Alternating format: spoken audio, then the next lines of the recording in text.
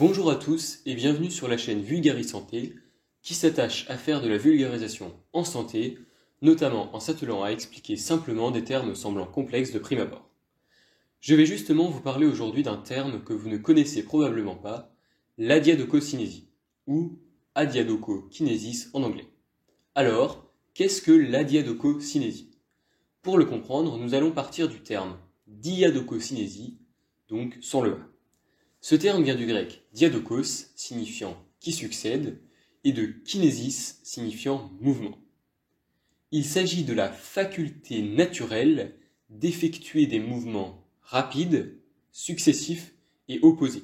Par exemple, réaliser des pronosupinations rapides, c'est-à-dire tourner les avant-bras rapidement avec les deux membres supérieurs en même temps.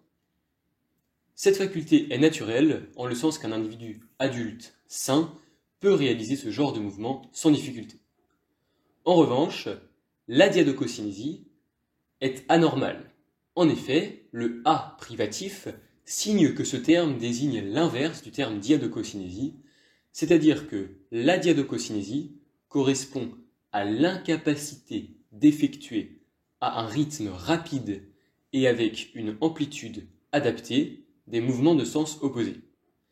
Il s'agit donc d'une lenteur dans les mouvements bilatéraux de sens opposés, tels que celui décrit précédemment, donc tourner les avant-bras rapidement avec les deux membres supérieurs en même temps, ou encore frapper alternativement une surface avec la paume et le dos de la main, ou avec la pointe du pied et le talon, ou encore, pour donner un dernier exemple, opposer successivement chaque doigt contre le pouce.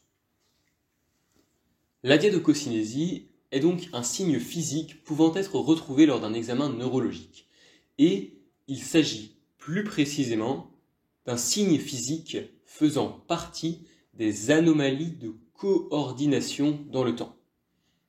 En effet, la coordination correspond à la combinaison de contractions musculaires selon un ordre précis. Et cette combinaison de contractions musculaires est essentielle pour atteindre un but défini. À titre indicatif, un trouble de la coordination est appelé une ataxie. Et une ataxie s'exprime par une incoordination des mouvements volontaires, mais n'implique pas d'atteinte au niveau de la force musculaire. Si l'on rentre un peu plus dans le détail des troubles de la coordination, on les subdivise en anomalies dans l'espace, que nous ne détaillerons pas aujourd'hui, et en anomalies dans le temps dont fait partie la diadocokinésie. En fait, on considère que l'adiadocokinésie est une anomalie de coordination dans le temps, car elle se matérialise notamment par la lenteur des mouvements alternatifs rapides et opposés. Pour la mettre en évidence, nous allons réaliser l'épreuve dite des marionnettes. Cette épreuve consiste à tourner les avant-bras rapidement, donc effectuer des pronosupinations rapides, tout en gardant les doigts écartés. Elle sera dite positive si les mouvements sont asymétriques et lents. De plus, l'amplitude dans laquelle est réalisé ces mouvements donnera une indication quant à l'origine de cette adiadocokinésie. Quand l'amplitude des mouvements sera faible, donc quand les avant-bras ne tourneront pas complètement, en plus d'un mouvement asymétrique et lent, bien entendu, alors cela orientera plutôt vers un syndrome extra-pyramidal. En revanche, quand l'amplitude des mouvements sera forte, donc quand les avant-bras tourneront complètement, voire même entraîneront un mouvement incoordonné de tous les membres supérieurs, alors cela orientera plutôt vers un syndrome dit cérébelleux. Si l'on veut aller plus loin et rendre l'évaluation de l'adiadocokinésie objective, dans le sens de mesurable, nous pouvons nous référer à l'échelle SARA, Scale for the Assessment and Rating of Ataxia, qui est un outil validé pour évaluer l'ataxie. En effet, le 7e item de cette échelle permet d'évaluer la diadocokinésie. Il est demandé au sujet qui est assis sur une chaise de réaliser 10 cycles alternés de pronation et de supination de sa main sur sa cuisse. Donc, frapper sa cuisse avec la paume, puis avec le dos de la main, aussi rapidement et précisément que possible. Les deux membres supérieurs sont évalués de manière séquentielle, c'est-à-dire séparément et à tour de rôle, selon la codation suivante. 0, exécution du mouvement normal, pas d'irrégularité. Les 10 cycles sont effectués en moins de 10 secondes. 1. Exécution du mouvement légèrement irrégulière mais les cycles sont effectués en moins de 10 secondes. 2. Exécution du mouvement clairement irrégulière. Les mouvements sont difficiles à distinguer et ou des interruptions de mouvement sont présentes. Néanmoins, les mouvements restent effectués en moins de 10 secondes.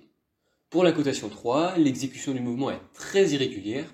On retrouve comme à la cotation 2 des mouvements difficiles à distinguer et ou des interruptions de mouvement présentes, mais cette fois-ci, les 10 cycles de mouvement sont effectués en plus de 10 secondes.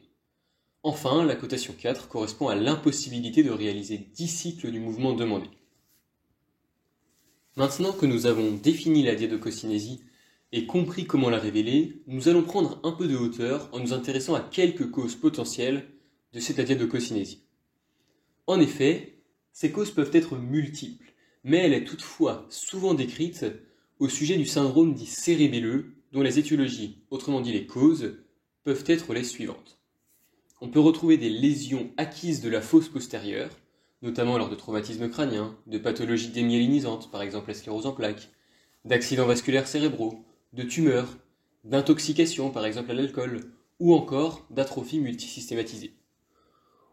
On retrouve également des pathologies héréditaires dégénératives, par exemple l'ataxie de Friedreich, des ataxies spino-cérébelleuses héréditaires, ou encore des pathologies congénitales, avec notamment des agénésies cérébelleuses, de l'hypoplasie.